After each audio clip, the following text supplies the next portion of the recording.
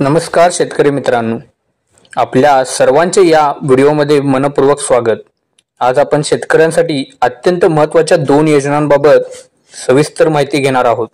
एक आहे पीएम किसान सन्मान निधी योजना आणि दुसरी म्हणजे नमो शेतकरी महायोजना। या दोन्ही योजनांचे पैसे कधी मिळणार, सध्याची स्थिती काय आहे आणि सरकारकडून कोणत्या आहेत अपडेट्स, चला तर मग सविस्तर जाणून घेऊया। व चॅनलवर नवीन असाल तर चॅनलला लाईक व सबस्क्राईब करायला विसरू नका शेतकरी मित्रांनो। तर चला सविस्तर जाणून घेऊया पीएम किसान योजनेबाबत।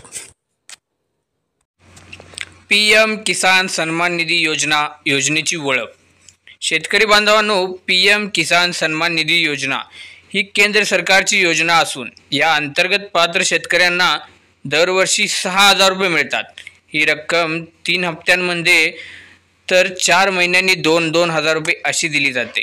आतापर्यंत शेतकऱ्यांना 19 हप्ते मिळालेले आहेत आणि आता सर्वांच्या प्रतीक्षेतील 20वा हप्ता लवकरच शेतकऱ्यांच्या खात्यामध्ये जमा होणार आहे। तर आता तुम्ही म्हणाल, लवकरच म्हणजे कधी मिळणार, असा तुमचा मोठा प्रश्न आहे। तर आता सविस्तर जाणून घेऊया कधी मिळणार। केंद्र सरकारकडून मिळालेल्या माहितीनुसार पीएम किसान योजनेचा 20वा हप्ता 18 जुलैला येणार असे पंतप्रधान नरेंद्र मोदी यांनी बिहारमधील भाषणामध्ये सांगितले होते। परंतु या तारखेमध्ये परत बदल करण्यात आलेला आहे। तो म्हणजे जुलै 2025च्या शेवटच्या आठवड्यात किंवा ऑगस्टच्या पहिल्या आठवड्यात थेट शेतकऱ्यांच्या खात्यामध्ये जमा होणार आहे। तर शेतकरी बांधवांना वाटत असेल की या तारखांमध्ये सारखे बदल का होत आहेत, काही अफवा आहेत तर का? काही अफवा नसून केंद्र सरकारच या तारखांमध्ये बदल करत आहेत। केंद्र सरकारकडे अनेक राज्यांनी आपली पात्र शेतकऱ्याची यादी दिली असून अंतिम सत्यापनाचे काम सुरू आहे। आणि शेतकरी बांधवांनो, या तारखांमध्ये आणखीन काही बदल झाल्यास आपणास सर्वप्रथम AN मराठी या चॅनलवर सांगितले जाणार आहे। त्यामुळे आपल्या चॅनलला सबस्क्राईब करायला विसरू नका। योजनेबद्दल सविस्तर माहिती जाणून घेण्यासाठी व्हिडिओ शेवटपर्यंत नक्की पहा। तर हप्ता अडकण्याची कारणे काय असू शकतात? पण मित्रांनो, यावेळेस काही शेतकऱ्यांचे पैसे अडकण्याची शक्यता सुद्धा आहे, कारण सरकारने eKYC सक्तीचे अनिवार्य केले आहे। ज्यांनी अजून eKYC केलेली नाही त्यांचे पैसे रोखले जातील। त्यामुळे अजूनपर्यंत ज्या शेतकऱ्यांनी eKYC केले नाही त्यांनी तात्काळ eKYC पूर्ण करण्याचे गरजेचे आहे। तर शेतकऱ्यांनो, eKYC कशी करावी? eKYC साठी शेतकऱ्यांनो या पोर्टलवर किंवा अधिकृत संकेतस्थळावर जाऊन आपला क्रमांक किंवा OTP टाकून प्रक्रिया पूर्ण करायची आहे। तसेच कोणाला अडचण असेल तर त्यांनी जवळच्या CSC केंद्रावरून सुद्धा हे काम करून घ्यावे। जर हे वेळेत काम नाही झाले तर पैसे येणार नाहीत तुमचे। तर शेतकऱ्यांनो, बँक खात्याची स्थिती काय असावी? शेतकऱ्यांचे बँक खाते आधार कार्ड सोबत लिंक असणे आवश्यक आहे। तसेच बँक खात्याची माहिती जशी आहे तशी शेतकऱ्यांच्या नावाशी जुळली पाहिजे। नावात किंवा बँक खात्यात चूक असल्यास पैसे परत जातात। त्यामुळे ही माहिती स्पष्टपणे लिहून देणे अनिवार्य आहे। हप्त्याचे स्टेटस कसे पाहावे?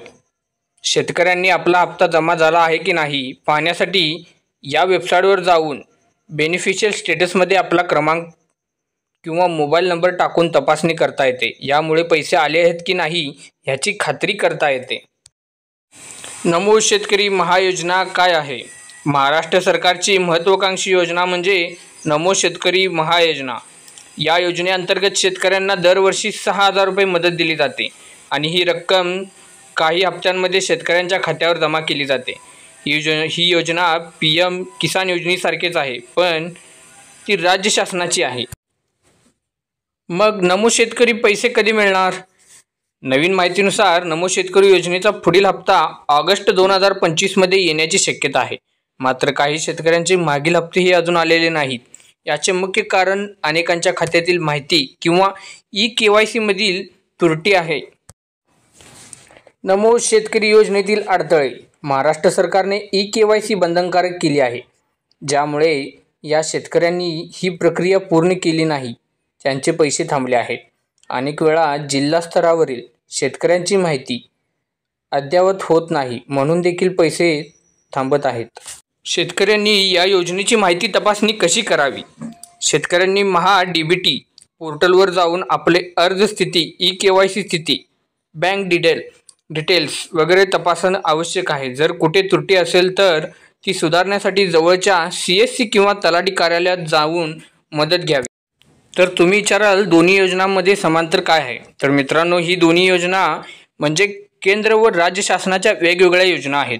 परंतु जर शेतकरी PM किसानला पात्र असेल आणि महाराष्ट्रातील असेल तर त्या दोन्ही योजनांचे लाभ मिळतात. म्हणजेच वर्षाला किमान 12,000 रुपये मिळण्याची संधी असते. यावर सरकारची भूमिका आणि पुढील दिशा काय आहे? केंद्र आणि राज्य सरकार दोघेही यावर भर देत आहेत की एकत्रित पात्र शेतकरी वंचित राहू नये.